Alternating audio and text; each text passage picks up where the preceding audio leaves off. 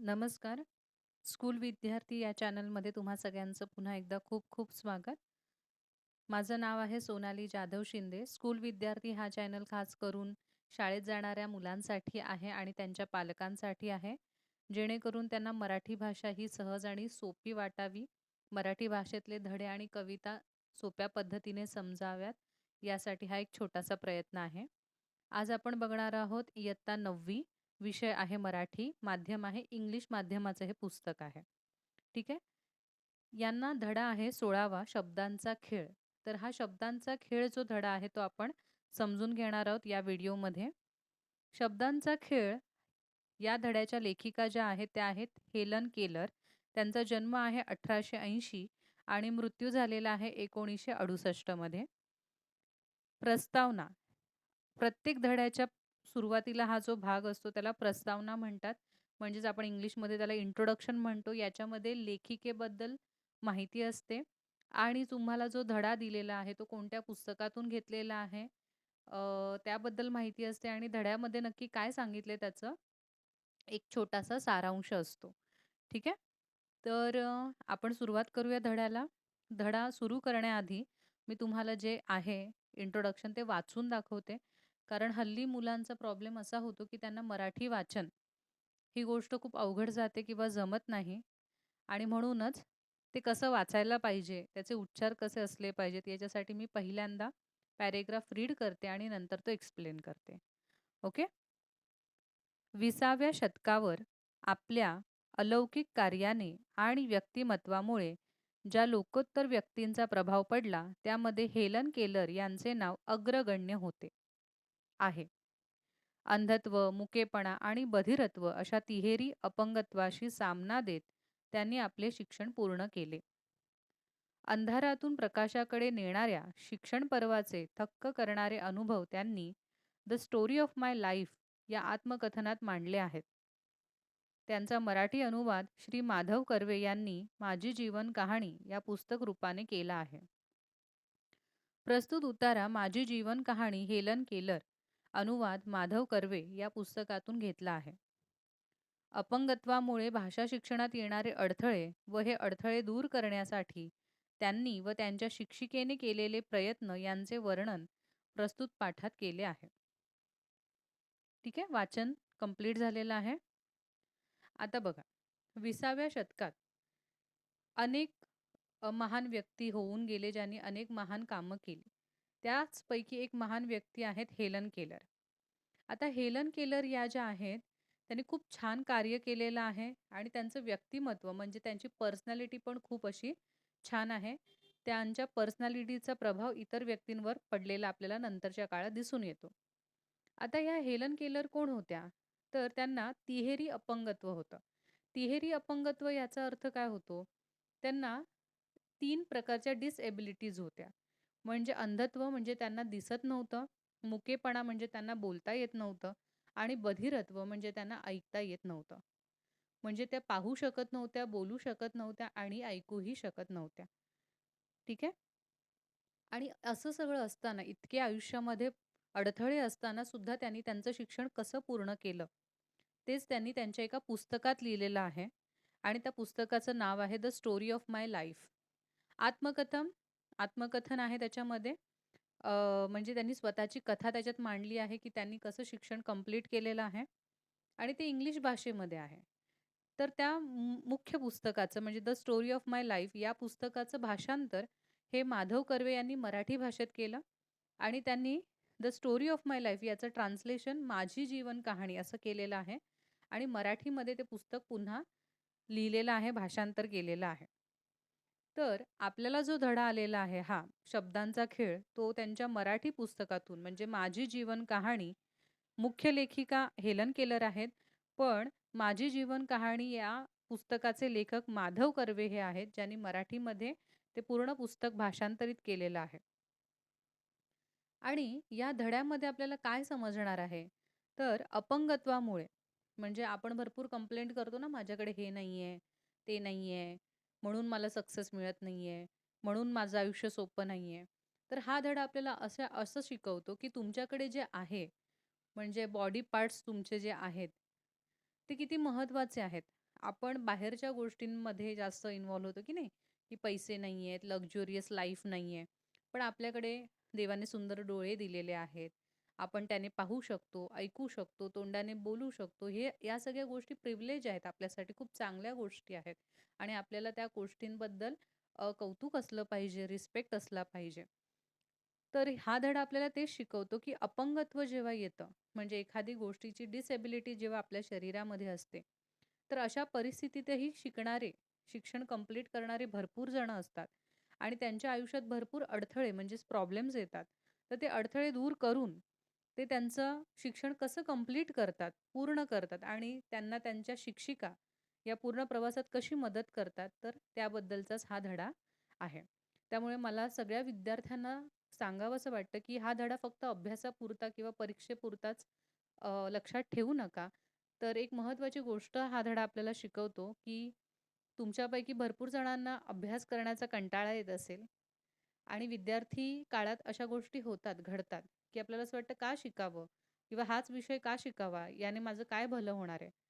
पण तुम्ही हा धडा जेव्हा शिकाल, तेव्हा तुम्हाला एक गोष्ट कळून येईल, की आपल्याला शिकणं, अभ्यास करणं हे इतकं सोपं आहे, कारण आपण फिजिकली फिट आहोत. पण अशी मुलं जी आहेत, जे फिजिकली अनफिट आहेत आणि तरीसुद्धा ते शिक्षणाला इतकं महत्त्व देऊन शिक्षण पूर्ण करतात. सो आपल्याला त्यांच्याकडून काहीतरी शिकलं पाहिजे, की आपल्याला जर देवाने इतकं छान आणि सुंदर बनवलेलं आहे, तर आपल्याला मेहनतीने अभ्यास करायला पाहिजे. कारण अभ्यासाशिवाय किंवा शिक्षणाशिवाय पुढे काहीच मिळवू शकत नाही आपण. ठीक आहे? सो बेसिकली हा धडा एवढं सगळ्या गोष्टी आपल्याला सांगतोय. आय होप तुम्हाला कळलं असेल. आता पुढे जाऊया. अ, माझी मी जेव्हा समजावते तेव्हा मी थोडेसे इंग्लिश शब्द वापरते. कारण आपण आजच्या जनरेशनच्या मुलांना शिकवतो, ज्याच्यामध्ये English he side by side येणारी लँग्वेज आहे बोलीभाषेमध्ये. त्याच्यामुळे इथे कुठलेही मराठी भाषेचा अपमान किंवा मराठी मला बोलता येत नाही असं नाहीये. पण आजच्या पिढीला जर कनेक्ट करायचं असेल, तर आपल्याला सगळ्या भाषांचं मिक्सचर करून बोलता आलं पाहिजे असं मला वाटतं आणि म्हणून तो मी मुद्दा मांडलेला आहे इथे. तर महत्त्वाची गोष्ट माझी एवढीच आहे, की मुलांच्या भाषेत त्यांचा धडा समजावून सांगणं, जेणेकरून त्यांना मराठी भाषेची ओढ लागणं, मराठी भाषा खूप चांगल्या पद्धतीने समजणं, हा महत्त्वाचा एम आहे आणि शाळेमध्ये त्यांना छान मार्क मिळणं. ठीक आहे? पुन्हा पहिला पॅरेग्राफ मी रीड करून दाखवणार आहे, जेणेकरून तुम्हाला वाचनाची आवड लागेल आणि जेव्हा मी रीड करते, तेव्हा मेक शुअर करा, की तुम्ही प्रत्येक शब्दावर बोट ठेवा. म्हणजे तुम्हाला असं वाटेल, हे काय आहे, एकदम ओल्ड स्कूलिंग चालू आहे मॅडमचं. पण जी गोष्ट ओल्ड इज गोल्ड हे सगळ्यात महत्त्वाचं लक्षात ठेवा. जुनं ते सोनं. त्याच्यामुळे जेव्हा पण तुम्ही शब्दांवर हात ठेवता, बोट ठेवता, तेव्हा तो शब्द तुम्हाला अजून जास्त समजतो, की कसा उच्चारायचा, कसा बोलायचा. त्याच्यामुळे जेव्हा पण मी वाचत असेन, तेव्हा तुम्हाला काय ठेवायचे पेन्सिल किंवा तुमचं बोट त्या शब्दांवरून फिरवायचं आहे. सुरू करूया. माझ्या आठवणीतला, आयुष्यातला सगळ्यात महत्त्वाचा दिवस म्हणजे माझ्या बाई ॲनी मॅन्सफिल्ड सुलिव्हॅन मला शिकवायला आल्या तो दिवस. दोन अगदी परस्पर विरोधी आयुष्य कशी एकत्र येतात याचं मला नवल वाटतं. 3 मार्च 1887. मला 8वं वर्ष लागायला 3 महिने बाकी होते. त्या दिवशी दुपारी मी पोर्चमध्ये उभी होते. शांत, कशाच्या तरी अपेक्षेत. आईच्या खाणाखुणा आणि घरातल्या लगबगीवरून आज काहीतरी वेगळं घडणार आहे याचा मला साधारण अंदाज आला. म्हणून मी दारापाशी जाऊन पायऱ्यांवर वाट पाहत राहिले. अचानक पोर्च झाकून टाकणाऱ्या हनीसकल वेलीच्या जाळ्यामधून ऊन काढत ऊन वाट काढत आलं आणि माझ्या उंचावलेल्या चेहऱ्यावर पसरलं.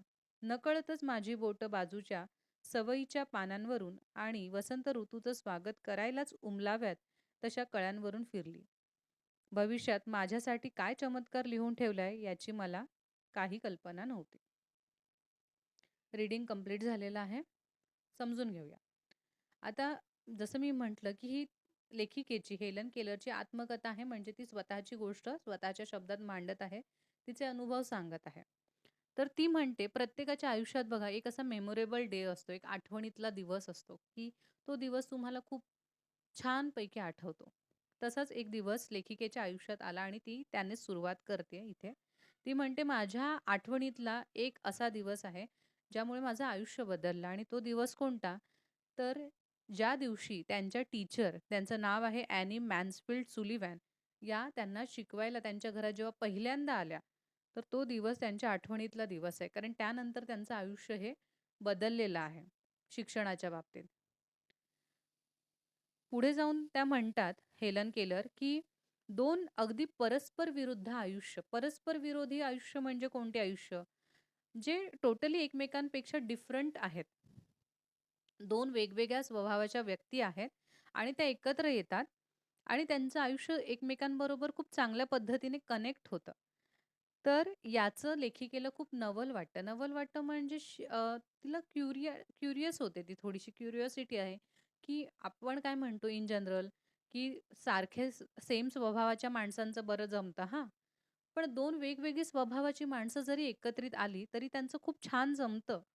हे जेव्हा प्रत्यक्ष लेखिकेने अनुभवलं, तेव्हा त्यांना खूप जरा शॉकिंग वाटलं, की आम्ही दोघं इतके वेगवेगळे आहोत, तर आमचं कसं काय जमलेलं आहे. त्याच्यामुळे हेलन केलर आणि तिची जी टीचर होती, तर त्यांचे दोघांचे स्वभाव हे खूप वेगळे होते, असं तिला सांगायचं या वाक्यात. आता ती एक तारीख देते, 3 मार्च 1887. 3 मार्च 1887 हा तो दिवस होता आणि ज्या हेलन केलर होत्या लेखिका, त्या 8 वर्षाच्या होणारच होत्या. त्यांना 3 महिने बाकी होते 8 इयर कंप्लीट व्हायला. आणि त्या अशाच दुपारी पोर्चमध्ये, पोर्च म्हणजेच काय? आपलं मराठी भाषेतलं अंगण ज्याला आपण म्हणतो किंवा पडवी म्हणतो. तर ते आहे पोर्च इंग्लिशमध्ये. तुम्ही Googleवर सर्च करू शकता. तुम्हाला कळेल. तर त्या पोर्चमध्ये लेखिका उभ्या होत्या. आता तुम्ही समजून घ्या, या लेखिका आंधळ्या, बहिऱ्या आणि मुक्या आहेत. म्हणजे त्या काहीही पाहू शकत नाहीयेत, ऐकू शकत नाही, बोलू शकत नाही. त्या फक्त एक्सपिरियन्स करू शकतात, अ, समजून घेऊ शकतात. स्पर्श ही फक्त त्यांना गोष्ट माहिती आहे, की स्पर्शाने त्या गोष्टी सगळ्या समजून-उमजून घेत आहेत. आता त्या उभ्या होत्या, शांतपणे उभ्या होत्या त्यांच्या अंगणामध्ये, पडवीमध्ये. कशाच्या तरी अपेक्षेत, म्हणजे काहीतरी होणार आहे असं त्यांना वाटत होतं. का वाटत होतं? तर त्याचं कारण ते पुढे सांगतात, की आईच्या खाणाखुणा. कारण त्या पाहू शकत नाही त्याच्यामुळे त्या एक्सपिरियन्स करतात, की आई काहीतरी रोजच्यापेक्षा आज वेगळी वागत आहे. आईचं जे काही त्या त्या स्पर्श करतात आईला वगैरे अशा पद्धतीने ते ओळखतात. कारण त्या पाहू शकत नाहीये, त्याच्यामुळे आई दिसत नाहीये. नाहीतर भरपूर मुलांना असं वाटतं इथे, की त्या जर ब्लाइंड आहेत, आंधळ्या आहेत, तर आईच्या खाणाखुणा त्यांना कशा काय दिसतात. तर खाणाखुणा याचा अर्थ असा आहे, घ्यायचा आहे आपल्याला, की आईचा सहवास त्यांना जरा वेगळा वाटतोय. आई इकडे-तिकडे धावपळ करताना असं त्यांना वाटत आहे. आणि घरातल्या लगबगीवरून, लगबग घरात असणं म्हणजेच काय, घरामध्ये काहीतरी कोणीतरी व्यक्ती येणार असेल, तर कशी घाई असते, रोजच्यापेक्षा वेगळं वातावरण असतं. तर ते त्यांना फील होत होतं कुठेतरी आणि म्हणून त्यांना असं वाटत होतं, की काहीतरी वेगळं आज घडणार आहे. आणि म्हणूनच त्या दारापाशी जाऊन, म्हणजे घराच्या पडवीच्या पुढे मी जसं म्हटलं, दारापाशी जाऊन पायऱ्यांवर वाट पाहत उभे होते, की काहीतरी वेगळं होणार आहे, कोणीतरी येणार आहे असं. आणि उभ्या असताना आता बघा, निसर्ग हा इतका सुंदर आहे. पण त्या ब्लाइंड असल्यामुळे, आंधळ्या असल्यामुळे ते निसर्ग पाहू शकत नाहीत. तरीसुद्धा इथे एक निसर्गाचं वर्णन खूप छान शब्दामध्ये लेखिकेने केलेलं आहे. त्या म्हणतात, की ज्या ठिकाणी, ज्या पोर्चमध्ये मी उभी होती, अंगणामध्ये मी उभी होती, तर आमच्या समोरच्या त्या कमानीला, म्हणजेच घरात दरवाजात जी कमान आहे, म्हणजे दरवाजावर एक हनीसकल नावाचं वेल आहे, वेल. जसं आपण मनी प्लांट बघतो माहिती आहे ना, तसं हनीसकल तुम्ही Google केलं तर तुम्हाला सापडेल. तर हनीसकलच्या वेली ज्या आहेत त्या त्यांच्या दरवाजावरून अशा एकदम जाळी झालेली आहे त्याची आणि त्या जाळ्यांमधून ऊन. आता त्यांना जरी दिसत नसलं, की ऊन हे कसं असेल, पण त्यांना ऊन म्हणजे उष्णता हे फील होतंय आणि म्हणून ते म्हणतात, की मी उभी होती तिथे आणि हनीसकलच्या ज्या त्या वेली होत्या, त्याच्यातून ऊन रस्ता काढत माझ्या चेहऱ्यावर पसरत होतं, येत होतं. त्याच्यामुळे ते फील करू शकत होते एक वॉर्म्थ. आणि तशीच उभी असताना त्यांचा हात नकळतच, सवई नावाचं झाड आहे. तर त्या सवई नावाच्या झाडावरून, नाहीतर तुम्हाला वाटेल की दिवसभराच्या सवयी, सकाळच्या सवयी, तर त्यावाल्या सवयी नाही. तर सवय मीन्स इथे रुटीन असा अर्थ घ्यायचा नाही, हॅबिट असा अर्थ घ्यायचा नाही. सवयी हे एका पानाचं, एका प्लांटचं नाव आहे. तर तशाच त्या उभ्या होत्या. हनीसकलच्या वेलींमधून ऊन त्यांच्या चेहऱ्यावर येत होतं आणि अचानक त्यांचा हात बाजूला असलेल्या सवयीच्या पानांवरून असा बोटं फिरत होती. आपण कसं टाईमपास करतो झाडांमध्ये, बोटं फिरवतो, हात लावतो पानांना, तसं त्या करत होत्या. आणि तो सीझन कोणता होता? तर 3 मार्च आपल्याला तारीख सांगितली म्हणजे आपल्याला माहिती आहे तो स्प्रिंग सीझन असतो. वसंत आपण म्हणतो मराठीमध्ये. तर वसंत ऋतू म्हणजे जसं तुम्हाला माहिती आहे जेव्हा स्प्रिंग सीझन चालू होतो तेव्हा सगळीकडे फ्लॉवरिंग म्हणजे सगळीकडे फुलं फुलायला लागतात. आणि म्हणूनच त्या बाहेरगावी राहतायत त्याच्यामुळे थंड जो होता त्यांचा सीझन, हिवाळा, विंटर तो संपून आता वॉर्म्थ, ऊब तयार होतीये, स्प्रिंग येतंय त्याच्यामुळे सगळ्या कळ्या खुललेल्या आहेत. आणि म्हणून त्या म्हणतात, की मी तिथे उभी होती, माझी बोटं सवयीच्या पानांवरून गेली.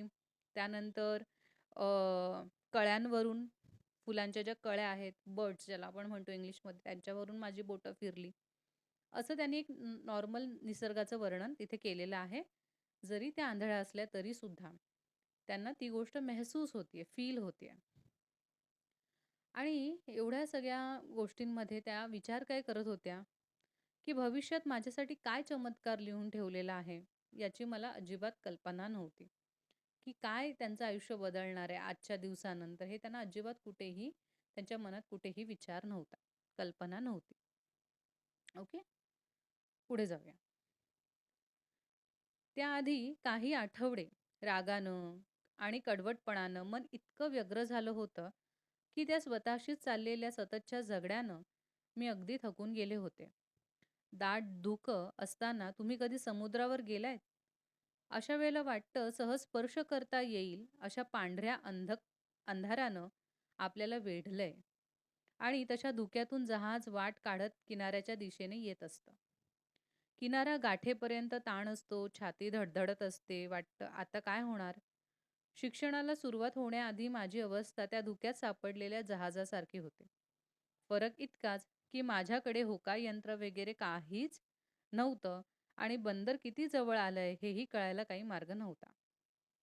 प्रकाश, प्रकाश हवाय मला, असं माझ्या आत्म्याचं निशब्द आक्रंदन चालायचं.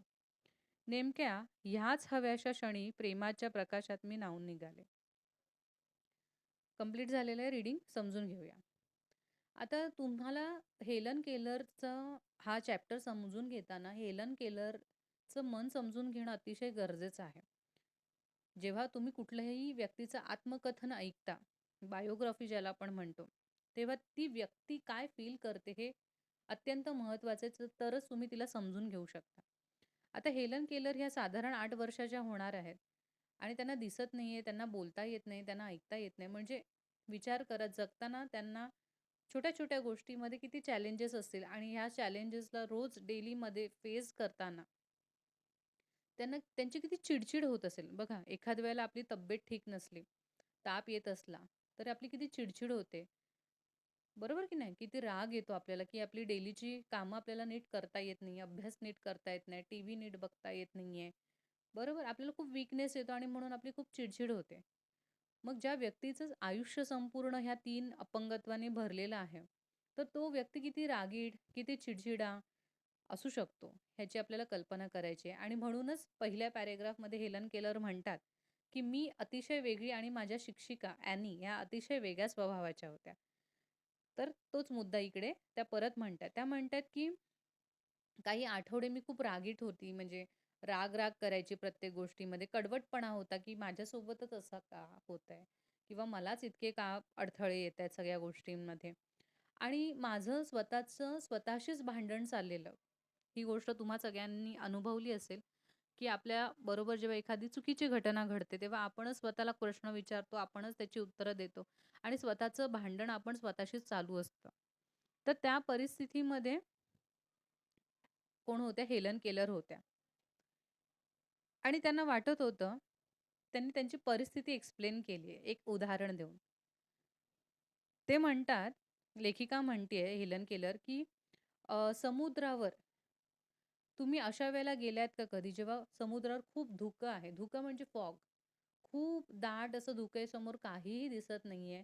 धुकं म्हणजे किती सुंदर सांगितलं. फॉगला त्यांनी सांगितलं, की एक पांढऱ्या कलरचा अंधार आहे. युजुअली अंधार काळ्या रंगाचा असतो की नाही?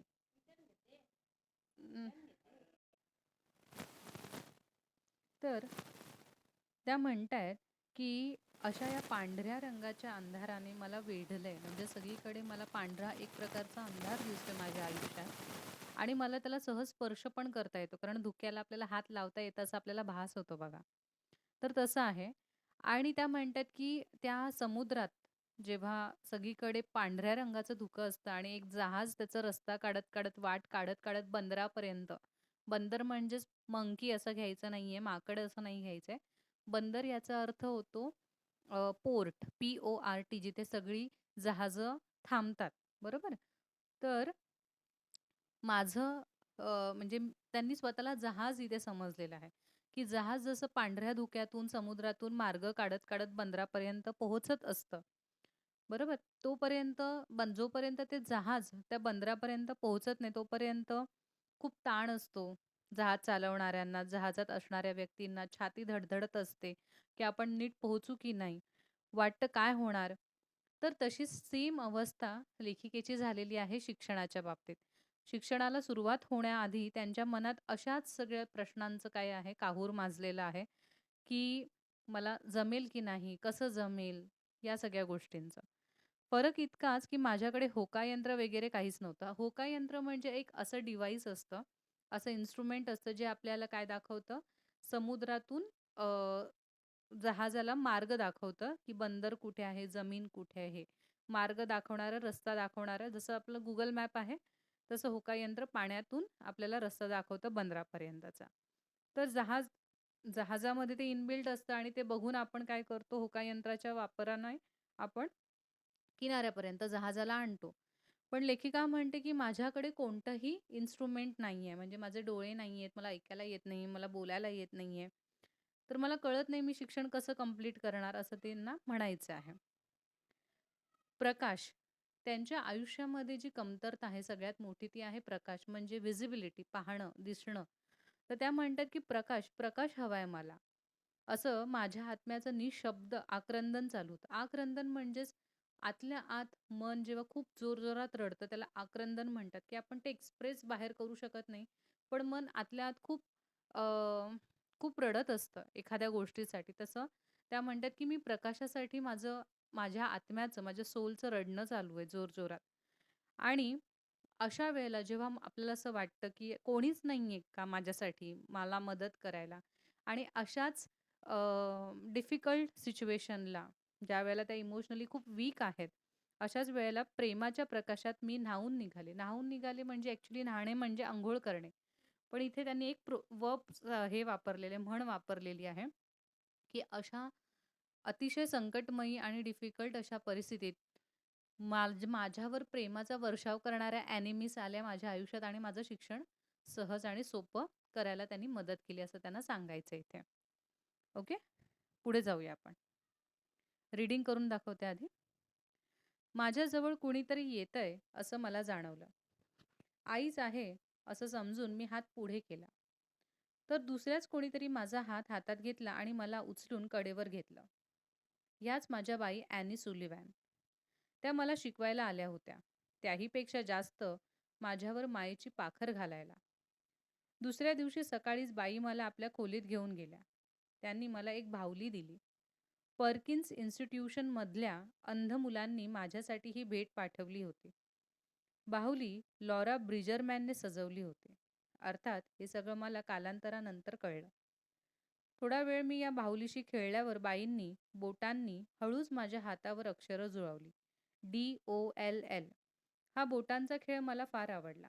मीही बाईंप्रमाणे बोटं फिरवू लागले. शेवटी जेव्हा एकदा मी ती अक्षरं बरोबर काढली, तेव्हा बालसुलभ आनंद आणि अभिमानानं फुलून आले. धावतच जिना उतरून मी आईपाशी गेले. तिच्यासमोर हात धरून त्यावर पुन्हा एकदा मघाचीच अक्षरं बोटांनी जळवून लिहिली. मी एक शब्द जुळवत होते, हे काही मला त्यावेळी माहीत नव्हतं. आता समजून घेऊया आपण. आता लक्षात घ्या, पुन्हा आपण स्टोरीमध्ये जाऊया. लेखिका हेलन केलर उभ्या आहेत तिच्या अंगणात आणि त्याच वेळेला कोणीतरी त्यांच्या जवळ येतं असं त्यांना वाटलं. आता त्यांना दिसत नाहीये. त्याच्यामुळे त्यांना असं वाटलं, की ही आईच असावी कदाचित. आणि आई आहे असं वाटल्यामुळे त्यांनी हात पुढे केला. तर कोणत्यातरी दुसऱ्याच व्यक्तीने त्यांचा हात पकडला आणि 8 वर्षाचे आहेत, लहान आहेत. त्याच्यामुळे त्यांना उचलून घेतलं कोणीतरी. आणि त्या कोणीतरी म्हणजे कोण होत्या, तर त्याच त्यांच्या बाई म्हणजे शिक्षिका ॲनी सुलिव्हॅन होत्या. त्यांनी मला कडेवर घेतलं म्हणजे उचलून घेतलं आणि आजपासून त्या मला शिकवायला आल्या होत्या. म्हणजे त्या होम ट्युटर होत्या. घरी येऊन शिकवणार होत्या.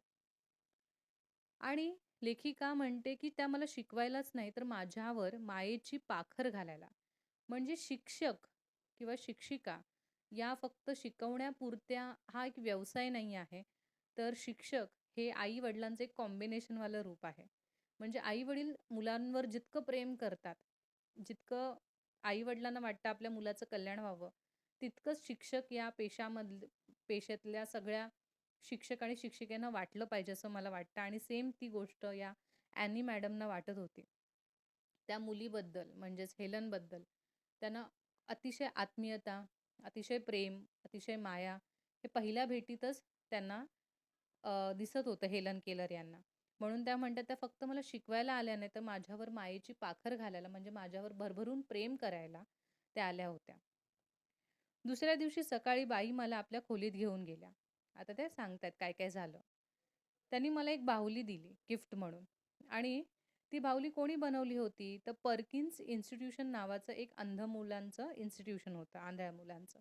तर त्यांनी ती बाहुली भेट म्हणून अ, ॲनी बाईंकडे दिलेली हेलन केलर यांना द्यायला. आणि ती बाहुली सजवली कोणी होती? तर लॉरा ब्रिजरमॅन या एका व्यक्तीने ती सजवली होती. हे सगळं त्यांना नंतर कळलं. सुरुवातीलाच काय सगळ्या गोष्टी कळत नाहीत. तर त्या म्हणतात, "ह्या मला नंतर गोष्टी कळल्या, की मला ही बाहुली कोणी दिली, कोणी सजवली वगैरे."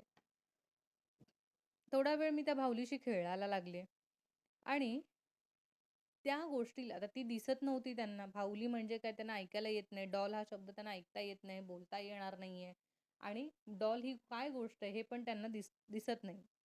मग अशा वेळेला टीचरला एक चॅलेंज होतं, की हे कसं सांगायचं, की ह्या वस्तूला डॉल म्हणतात. मग टीचरने काय केलं, ॲनी मॅमने काय केलं, तर डॉल ही जी स्पेलिंग आहे DOLL ते त्यांनी त्यांच्या बोटांनी त्यांच्या हातावर लिहिलं.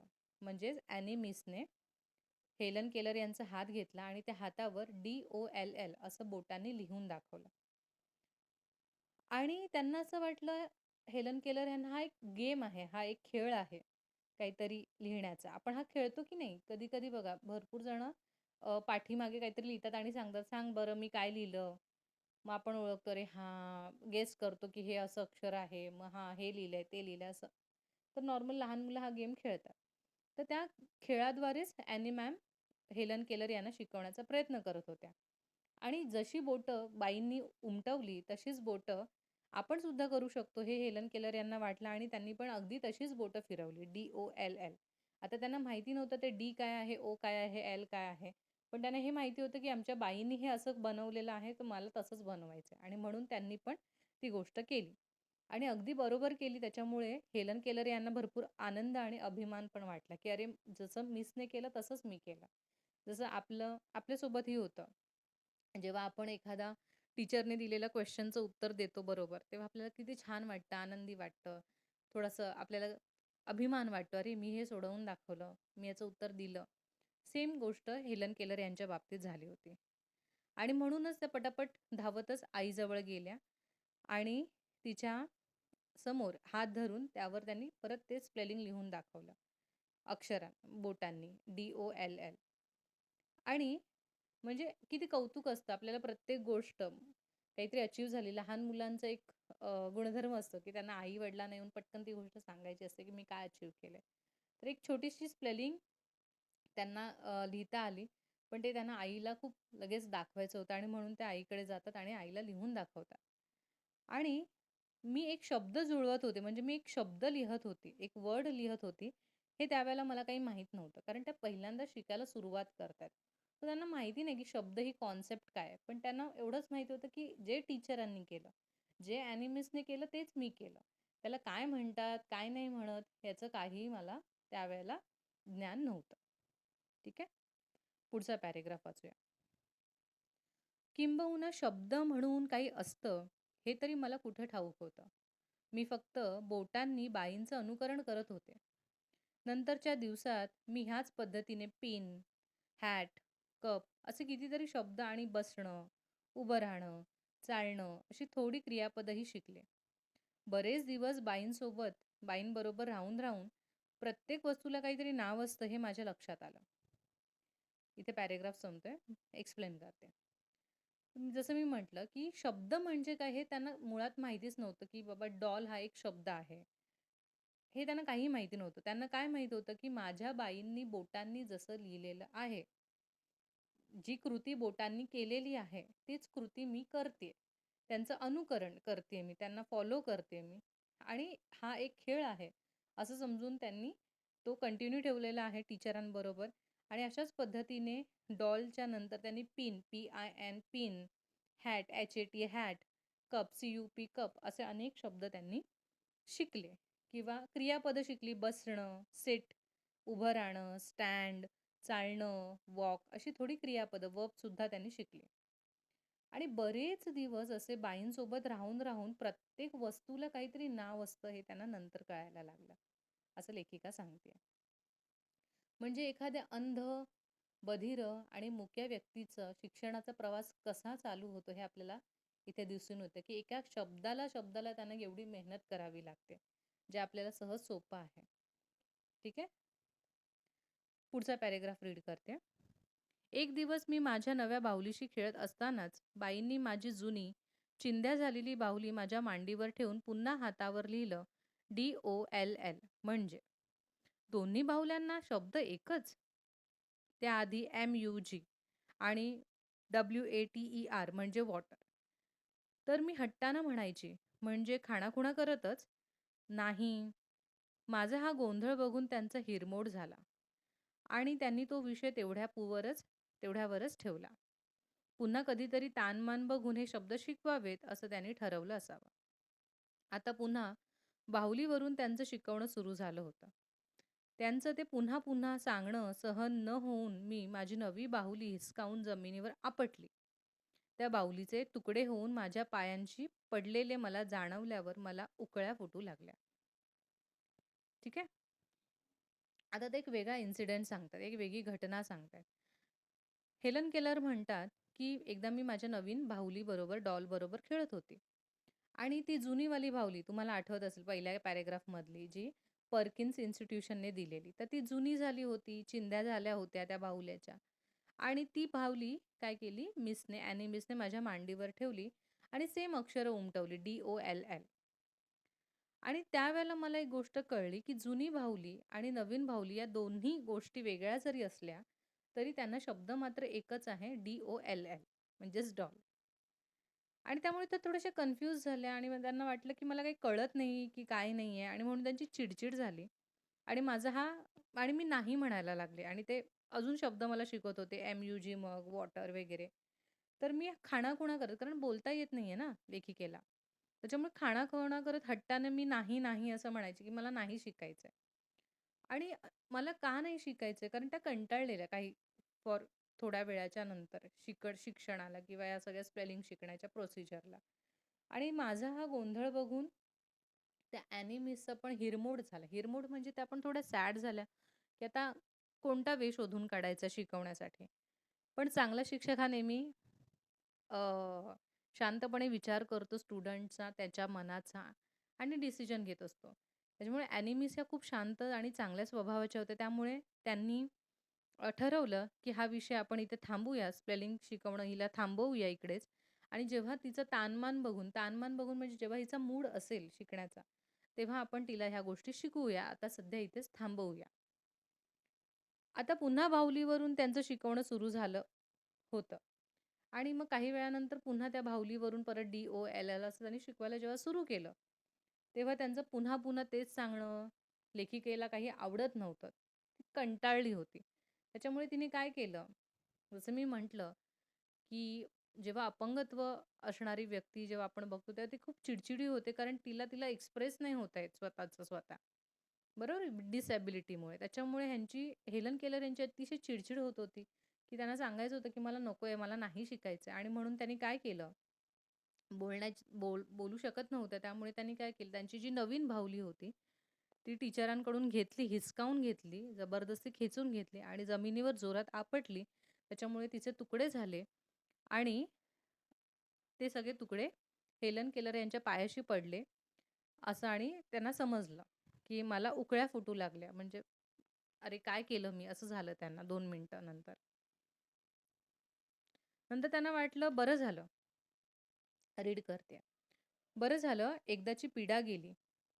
एवढा थैथयाट करूनही ना खंत ना खेद असाच माझा आविर्भाव होता. ती बाहुली माझी नावडती होती ना. माझ्या निश्चल, अंधाऱ्या जगात हळूवार भावना कुठून उगवणार?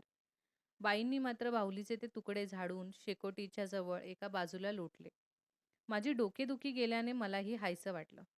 बाईंनी माझी हॅट माझ्या हातात ठेवल्यावर मी ओळखलं, आता बाहेर छान उबदार उन्हात जायचंय. या विचारानं मी पुन्हा आनंदाने टुणटुण उड्या मारू लागले. पाऊल वाटेने जात आम्ही विहिरीपाशी आलो. इथंही हनीसकल वेलींच्या जाळ्या होत्या. त्यांच्या फुलांचा सुगंध दरवळत होता. कोणीतरी विहिरीतून पाणी काढत होतं. त्या पाण्याच्या धारेत बाईंनी माझा हात धरून ठेवला. एका हातावरून अजून थंडगार पाण्याचे ओघळ वाहत असतानाच बाईंनी त्याच हातावर बोटांनी शब्द लिहिला वॉटर. आधी सावकाश, मग झरझर. मी एकदम निश्चल उभी राहिले. माझं सगळं लक्ष बाईंच्या बोटांच्या हालचालीवर एकवटलं होतं. एकाएकी इतके दिवस आपण काहीतरी विसरून गेलो होतो, याची अस्पष्ट जाणीव झाली. गमावलेली स्मृती परत येताच थरार मी अनुभवला. वॉटर, वॉ आणि भाषेचं कोडं एकदा माझ्यासमोर जसं उलगडलंच. अरेच्चा! पाणी म्हणजे आपल्या हातावरून थंडगार, नाचत, उसळत काहीतरी जातं ते? त्या एका जिवंत चैतन्यमय शब्दानं माझ्या आत्म्याला जशी जाग आणली. प्रकाश, आशा, आनंदाची उधळण केली. मुक्त केलं. अजूनही तसे ह्या वाटेत बरेच अडथळे होते, पण लवकरच ते दूर होणार होते. समजून घेऊया आता. आता इथे वरती शब्द आलाय, की मला उकळ्या फुटू लागल्या. उकळ्या फुटू लागल्या म्हणजे आनंदच झाला. आता तुम्ही म्हणाल, "एवढी नवीन बाहुली फोडली, तोडली आणि आनंद का झाला?" तर पुन्हा मी तेच सांगते, की त्या वैतागल्या होत्या, हेलन केलर. त्यांची चिडचिड होत होती. त्यांना काही शिकायचं नव्हतं. बरं, लहान मुलांचा हट्टी स्वभाव कधी-कधी आपल्याला बघायला मिळतो आणि हा तर ॲबनॉर्मल आहे. त्याच्यामुळे त्यांचं बिहेवियर थोडंसं जास्त अजून वेगळं असू शकतं. आणि म्हणून त्यांना असं वाटलं, की बरं झालं एकदाची ती तुटली. अशी पण ती माझी नावडती बाहुली होती आणि ती बाहुली तुटली त्याच्यामुळे मला असं वाटत होतं, की आता काही शिक्षणाचा आपला संबंध नाही. ह्या काही डॉल मला शब्द शिकवणार नाहीत आणि काही पुढचे शब्द शिकवणार नाहीत. सो त्यांना अजिबात खंत नव्हती. खंत म्हणजे त्यांना अजिबात वाईट वाटलं नव्हतं. असं माझं त्यावेळेला बिहेवियर होतं, असं त्या स्वतः सांगतायत. आणि त्या सांगतात, त्या ॲक्सेप्ट पण करतायत. मी कशी होती? मी निश्चल. निश्चल म्हणजे अतिशय स्तब्ध, स्टेबल. मला कुठल्याही इमोशनचा फरक पडायचा नाही. का? कारण माझं जगच अंधारमय होतं. त्याच्यामुळे मी कुठेही इमोशनली अवेलेबल, ज्याला हळूवार भावना आपण म्हणतो, इमोशनली प्रेझेंट अशी मी कशी होणार? कारण मला काही फीलच होत नाही. मला काही दिसतच नाहीये. मला काही बोलताच येत नाही. त्याच्यामुळे मी अशी रूढ अशी होती. पण बाई तशा नव्हत्या ना. शिक्षिका तशा नव्हत्या. त्याच्यामुळे शिक्षिकेने काय केलेले, ते सगळे बाहुलीचे तुटलेले तुकडे शेकोटीजवळ साईडला करून ठेवले होते. आणि मला असं वाटत होतं माझी गेली एकदाची डोकेदुखी, ही बाहुलीच गेली त्याच्यामुळे आता काही अभ्यास होणार नाही. आणि त्यानंतर काय केलं बाईंनी, मला हॅट दिली. हॅट दिली, टोपी दिली. तर मला कळायचं, की टोपी दिली म्हणजे आपल्याला बाहेर उन्हात जायचंय आणि म्हणून त्या खुश झाल्या, की आता आपण रूमच्या बाहेर जाऊन काहीतरी शिकणार आहोत किंवा मजा करणार आहोत. आणि म्हणून मी आनंदाने टुणटुण उड्या मारू लागले असं ते म्हणतात. पाऊल वाटेने म्हणजे आमचा जो रस्ता आहे तिथून आम्ही विहिरीपाशी म्हणजे जिथे आमचे विहीर आहे, वेल आहे तिथे आम्ही पोहोचलो. तिथे सुद्धा हनीसकल वेली ज्या पहिल्या आपण बघितल्या तिच्या अंगणात आहेत त्याच वेली तिथे पण होत्या आणि स्प्रिंग सीझनमुळे तिथे फ्लावर्स फुलं पण आली होती आणि त्या फुलांचा सुगंध पसरला होता. तर त्यांना कळत होतं, की सुगंध कारण त्यांना स्मेल करता येतो, तो सेन्स आहे त्यांचा. त्याच्यामुळे त्यांना कळलं, की हनीसकलची वेल आहे आणि त्यांच्या फुलांचा सुगंध येत आहे. कोणीतरी विहिरीच्या जवळ पाणी काढत होतं. आता ते जे पाणी ओतत होते, त्या पाण्याच्या धारेमध्ये, फ्लोमध्ये मॅडमने काय केलं, ॲनी मॅमने माझा हात ठेवला आणि त्या हातावर थंड पाणी पडत होतं. त्या थंड पाणी पडत असतानाच त्या हातावर त्या बोटाने वॉटर हा शब्द लिहितात. आणि ही जेव्हा कृती त्या ॲनिमिस्ट करतात, हेलन केलर यांच्यासोबत, तेव्हा त्यांना पुन्हा एकदा पहिल्यांदा सगळं आठवतं, की त्यांनी डॉल शब्द पहिला कसा शिकला होता. तेव्हा त्यांना कळतं, की हे जे आपल्या हातावरून जे काही वाहत आहे, कारण त्यांना दिसतच नाहीये. पाणी ही गोष्ट त्यांनी कधी बघितलीच नाहीये. तर ते त्यांना महसूस करून देतात. त्यांना जाणीव करून देतात, की मी जो तुला शब्द शिकवते वॉटर, तर ती गोष्ट नक्की काय आहे ती तू जाणून घे.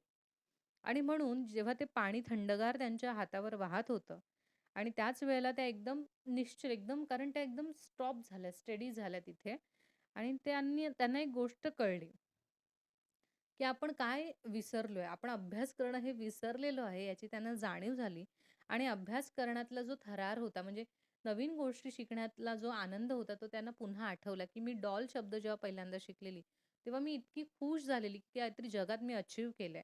तसंच त्यांना पुन्हा वॉटर हा शब्द जेव्हा अनुभवायला मिळाला, की बाबा हे जे आपल्या हातावरून थंडगार, नाचत, उसळत जे काही वाहत आहे, त्याला जे जिवंत वाटतंय, जे चैतन्यमय आहे, तर त्या गोष्टीला काहीतरी नाव आहे, तिला काहीतरी म्हणतात आणि तिला वॉटर म्हणतात आणि ते मला लिहिता आलं पाहिजे, मला सांगता आलं पाहिजे, असं त्यांना पुन्हा वाटलं. आणि प्रकाश, आशा, सगळीकडे आनंद म्हणजे एखादी गोष्ट कशी अचीव्ह केल्यावर आपल्याला जो आनंद मिळतो, "अरे, हे मला कळलं, हे मला समजलं." तर तो आनंद त्यांना पुन्हा झालेला आहे. अजूनही तसे या वाटेत बरेच अडथळे होते. म्हणजे हे काही वॉटरपुरतं मर्यादित नव्हतं. अजून मला भरपूर गोष्टी शिकायच्या होत्या आणि भरपूर डिफिकल्टीज होत्या. पण तरी त्या डिफिकल्टीज आता दूर होणार होत्या. कारण स्वतः त्या आता अभ्यास करायला पुन्हा नव्याने सुरू करणार होत्या किंवा त्यांनी ॲक्सेप्ट केलेलं, की हां, आपल्याला खरंच शिकायचंय. कळालं? तर ह्या पॅराग्राफमध्ये आपल्याला कळतं, की कसं हेलन केलर यांना अभ्यासाचा एका वेळेला कंटाळा आला होता आणि चांगल्या टीचरांनी पुन्हा त्यांच्या मनात अभ्यास करण्याची प्रेरणा कशी दिली आणि कसं त्यांना पुन्हा अभ्यासाच्या मार्गावर आणलेलं आहे. तो इथे आपल्याला सुंदर टीचरांचं मार्गदर्शन कसं आयुष्य बदलणार किंवा कसे शिक्षक मुलांना हँडल करतात याचं उत्तम उदाहरण इथे दिसलेलं आहे. पुढे. विहिरीपासून मी परतले तेव्हा मन नवीन गोष्टी शिकण्यासाठी आतुर झालं होतं. आता प्रत्येक गोष्टीला नाव होतं आणि नावानावातून उमलत होता एक एक नवा विचार. घरात आल्यावर मी स्पर्श करायची ती प्रत्येक वस्तू जशी स्पर्शागणिक चैतन्याने थरथरायची. मला जशी एक वेगळीच नवी दृष्टी मिळाली होती. आता त्या दृष्टीतून मी सगळं पाहत होते. दारापाशी आल्यावर मला मी मोडलेल्या बाहुलीची आठवण झाली. चाचपडत शेकोटीजवळ लोटलेले बाहुलीचे तुकडे मी गोळा करून उचलले. तुकडे जोडून पाहत पुन्हा त्या बाहुली करण्याचा मी कसोशीने प्रयत्न करत राहिले. आता माझ्या हातून घडलेल्या चुकीची जाणीव होऊन माझे डोळे भरून आले. पहिल्यांदाच मला खऱ्या अर्थानं पश्चाताप झाला. फार वाईट वाटलं. समजून घेऊया. विहिरीवरून ते घरी येतात आणि विहिरीवरून घरी येताना हेलन केलर अतिशय खुश असतात कारण त्यांना पुन्हा अभ्यास करायचा होता. पुन्हा नवनवीन गोष्टी शिकण्यासाठी त्या खूप एक्सायटेड होत्या. आणि त्यांना कळलेलं, की प्रत्येक गोष्टीला काहीतरी नाव आहे आणि ते आपण शिकायचं आहे. आणि म्हणून त्या खूपच खुश होत्या या नवीन विचाराने, की आपल्याला ही गोष्ट कळली, की प्रत्येक वस्तूला काहीतरी नाव आहे. आणि म्हणून त्या घरात आल्यावर सगळ्याच गोष्टींना स्पर्श करायला लागल्या आणि त्यांना असं वाटायला, की प्रत्येक वस्तू ही एक जिवंत वस्तू आहे आणि तिला काय नाव आहे हे आपल्याला शिकायचं एक नवीन दृष्टी, कारण त्या आंधळ्या आहेत, त्यांनी कधी गोष्टींना पाहिलंच नाहीये. पण आता त्यांना कळतंय, की प्रत्येक गोष्टीला नाव आहे आणि त्याच्यामुळे ती गोष्ट मी लक्षात ठेवू शकते. आणि ती एक वेगळी दृष्टी त्यांना मिळाली होती. त्यांच्या टीचरने ते त्यांना समजावून सांगितलं होतं. आणि त्या दृष्टीतून आता ते सगळं जग पाहणार होत्या. आणि त्याच वेळेला त्यांना पुन्हा एकदा ती जी बाहुली तोडली त्याची आठवण झाली आणि म्हणून त्या शेकोटीजवळ जातात आणि तुटलेले बाहुलीचे तुकडे आहेत ते हाताने शोधायला लागतात. आणि त्यांना सापडतात आणि ते पुन्हा तुकडे जॉइन करण्याचा कसाबसा प्रयत्न करतात, की बाहुली पुन्हा होईल नीट. पण बाहुली काही पुन्हा नीट होत नाही आणि ज्या मुलीला काही पूर्वी ते बाहुली तुटल्याचं अजिबात दुःख नव्हतं. तीच मुलगी आता त्यांना भावना समजल्यामुळे त्यांना एक पुन्हा आनंद आयुष्यात मिळाल्यामुळे, की हां, मला कळू शकतं प्रत्येक शब्द मी वाचू शकते, पाठ करू शकते. हे जेव्हा त्यांना कळालं, जेव्हा त्या आनंदी झाल्या आतून, मनापासून आणि स्वतःवर जेव्हा त्यांना कॉन्फिडन्स आला, तेव्हा त्यांना त्या नॉर्मलाईज झालेल्या आणि म्हणून त्यांना पहिल्यांदा आयुष्यात पश्चात्ताप झाला, की अरे मी माझी रागामध्ये माझी बाहुली तोडली. जो रिग्रेट त्यांना पहिला नव्हता झाला जेव्हा त्यांनी बाहुली तोडली. कारण अतिशय राग होता मनात, की मला काही जमत नाहीये, मला काही करायचंच नाही. एक निगेटिव्हिटी होती. पण with the help of teacher त्या निगेटिव्हिटीमधून बाहेर आल्या, निसर्गामध्ये एकरूप झाल्या आणि त्यांना पुन्हा त्यांची पॉझिटिव्हिटी, सकारात्मकता मिळाली आणि आता म्हणून त्यांना ते इमोशन महसूस होतंय, जाणीव होते, की मी चुकीचं काम केलं आणि त्यांना पश्चात्ताप झाला. खूप वाईट वाटतं, की रागाच्या भरात मी हे काय करून टाकलं. त्याच दिवशी मी खूप नवे शब्द शिकून घेतले. ते सगळेच काही नेमके कोणते ते आता आठवत नाही. पण त्या शब्दात आई, बाबा, बहीण, बाई हे शब्द एवढे होते निश्चित. आयुष्यात नव्याने आलेल्या या शब्दांनी माझ्या भावविश्वात पालवी फुटली. तो दिवस माझ्या दृष्टीने फार नाट्यमय होता. रात्री मी माझ्या चिमुकल्या पलंगावर झोपी गेले. तेव्हा माझ्या इतका दुसरा आनंदी जीव कुठे सापडला नसता. दिवसभराच्या आनंददायी आठवणी पुन्हा पुन्हा मी आठवत राहिले. आयुष्यात पहिल्यांदा मला उद्या कधी उगवतो याची उत्कंठा लागून राहिली होती. बंद कर बरं का. तर यामध्ये शेवटचा पॅरेग्राफ आहे आपला. शेवटच्या पॅरेग्राफमध्ये त्या म्हणतायत, लेखिका म्हणतायत, की मी त्या दिवशी खूप नवीन-नवीन शब्द शिकले आणि कोणते-कोणते शिकले हे मला एक्झॅक्टली काही आठवत नाही, पण त्याच्यामध्ये आई, बाबा, बहीण आणि बाई हे 4 शब्द तर होतेच. आणि या 4 शब्दांमुळे माझं जे आयुष्य होतं, त्याचं भावविश्व जे होतं, त्याला एक पालवी फुटली, एक नवीन मला होप दिसलेला आहे. आणि तो दिवस माझ्यासाठी खूप थोडं ड्रामॅटिक होता, नाट्यमय होता. रात्री त्या छोट्या सेपरेट झोपतात बाहेरची लोकं माहिती आहे, त्यांची मुलं वगैरे, आई-वडील वेगळ्या पलंगावर. तर ती छोट्या त्यांच्या पलंगावर गेल्या आणि झोपल्या. आणि त्या इतक्या खुश होत्या, की त्या म्हणतात स्वतः, की मला इतकं वाटत होतं, की माझ्यासारखा आनंदी जीव कुठे सापडणारच नाही. आणि दिवसभराच्या त्या आनंददायी आठवणी, ते वॉटर शब्द शिकलेल्या, इतर शब्द शिकले, तो आनंद त्यांच्या मनात पुन्हा-पुन्हा मी आठवत राहिली. कारण एखादी चांगली गोष्ट जेव्हा आपल्या आयुष्यात घडते, आपण तो मोमेंट पुन्हा-पुन्हा तो दिवसभर आठवत असतो. तीच गोष्ट त्यांच्या बाबतीत झालेली. आणि त्यांना कधीही वाटायचं नाही आयुष्यात, की उद्या काही असेल. पण आज त्यांना असं वाटत होतं, की आयुष्यात मला पहिल्यांदा वाटलं, की उद्या कधी उगवतोय. आणि म्हणजे त्यांना एक होप, एक आशा सुरू होती, की रोज मला उद्या काहीतरी नवीन शिकता येईल. अशी उत्कंठा, अशी आस त्यांना लागली होती. तर अशा प्रकारे पुस्तक खूप मोठं आहे ॲक्चुअली.